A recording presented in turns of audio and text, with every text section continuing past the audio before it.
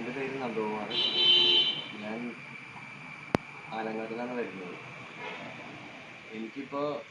ഞങ്ങളിപ്പോൾ ശരിക്കും പറയുകയാണെങ്കിൽ 1 വർഷം കഴിഞ്ഞു ഇവിടെ വന്നു തുടങ്ങിയിട്ട്.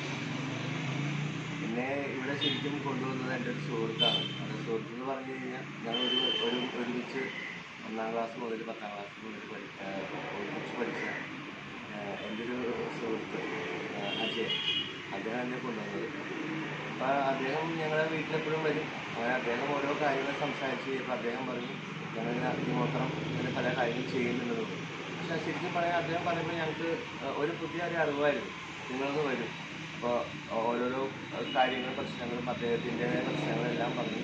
അതിനെല്ലാം ഒരു പ്രത്യേക ഒരു ഗുരുവാണ് ചെയ്യുന്നത് എന്ന് പറഞ്ഞു. അപ്പോൾ അദ്ദേഹം ഒന്ന് ഗുരുജിയുടെ പേര് പറഞ്ഞു. അപ്പോൾ അദ്ദേഹം ചെയ്യുന്നുണ്ട്, നിങ്ങളൊന്ന് വന്ന് നോക്ക് എന്ന് പറഞ്ഞു.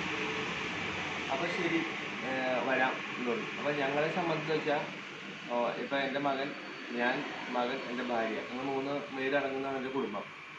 അപ്പോൾ ഞങ്ങൾക്കൊക്കെ എന്താണെന്ന് വെച്ച് കഴിഞ്ഞാൽ ഈ പറഞ്ഞ മാതിരി പല സ്ഥലങ്ങളിലും ഈ യോഗ, ധ്യാനം, മെഡിറ്റേഷൻ അങ്ങനെ പല കാര്യങ്ങളും ചെയ്യുന്നുണ്ട്. പക്ഷേ അതൊന്നും ഞങ്ങൾക്ക് തൃപ്തി വരാറില്ല. കാരണം നമുക്കറിയാം എല്ലാം ബിസിനസ്സും കാര്യങ്ങളും അങ്ങനെയാണ് ഞങ്ങൾ കരുതി, അങ്ങനെ ഞങ്ങൾക്ക് ഇങ്ങനെ തോന്നിക്കൊണ്ടിരുന്നിട്ടുണ്ട്. പക്ഷേ നമ്മൾ ചെന്ന് നോക്കാം എന്താണ് അനുഭവം എന്നറിയാലോ.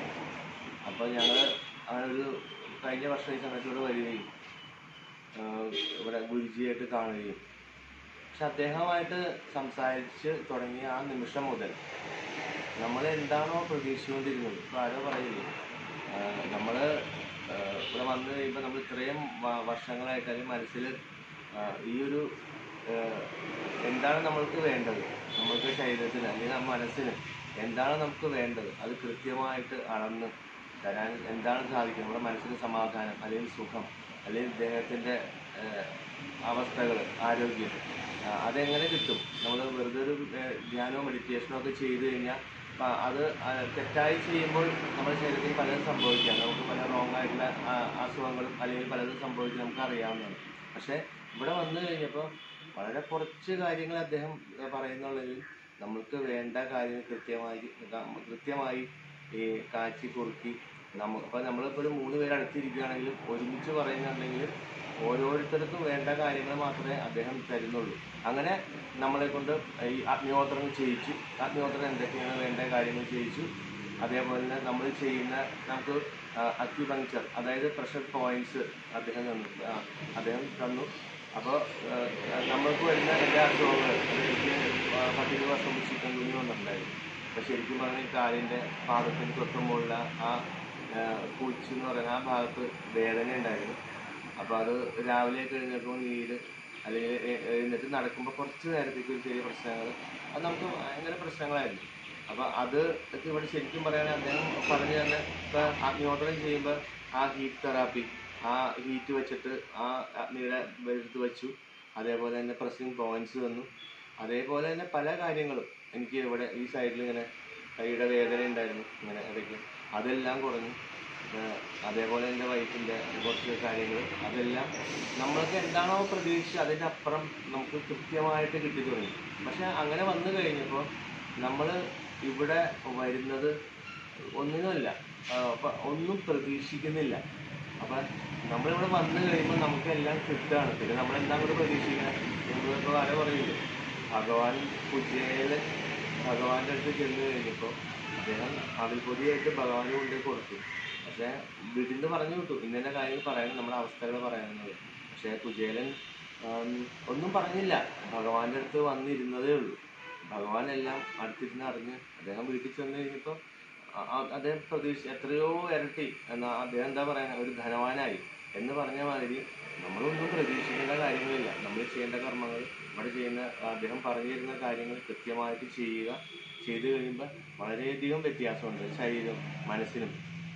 മനസ്സെല്ലാം ഇപ്പോൾ മനസ്സിന് സമാധാനം എങ്ങനെ കിട്ടും, പീസ്, അപ്പോൾ അത് ചെയ്യുന്നുണ്ട്, അതിൻ്റെ കാര്യങ്ങൾ ചെയ്യുന്നുണ്ട്.